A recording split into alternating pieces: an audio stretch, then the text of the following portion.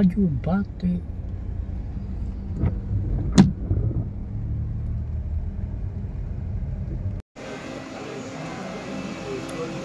Dia nak pukul 9 dia ada sana. Tapi flight dia pukul 9.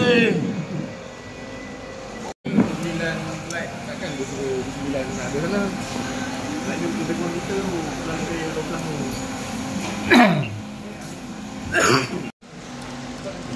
Oh. Pak Sun. Mau pencen tahun depan kan? Hey, second round. Ha? Dapat laporan belum? Laporan dah buat belum? Siapa ni? Dekat sikit. Dia mati lah. Okey. Haji dah kan?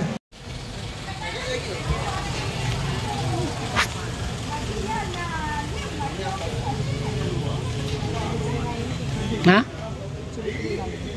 Tahu kedai ni. Ito si Deng. Kedai lain sekarang. Dah. Dah. Thailand.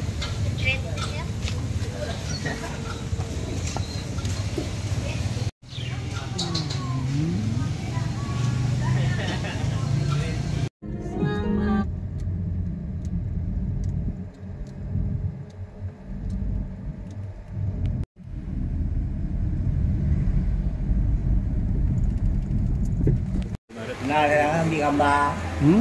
Agak nak katanya. Bila balik? Pergi makan dah kena izin dah lah. Pergi nak makan tu. Haji Muslim saya jaga misalnya datang. Kena dom, bukan ya. Di Madinah.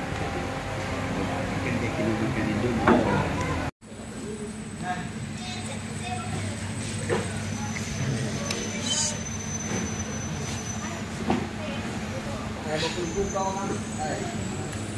Ya. Welcome back to my channel. Ali Bifat. Ni ucapan kamu grade awal. Orang-orang yang grade awal ni bagi ucapan tak? Saya keluar dalam kan ceritanya sedikit saja. Kacik. Berak kacik ni juga. Si? Heran ni. Kakak deh. Ni apa nama orang ni? Slot every day.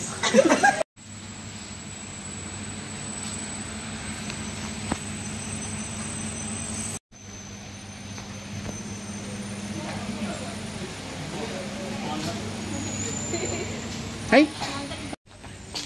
Ya, tak juga kau ni mah. Bukan dah habis.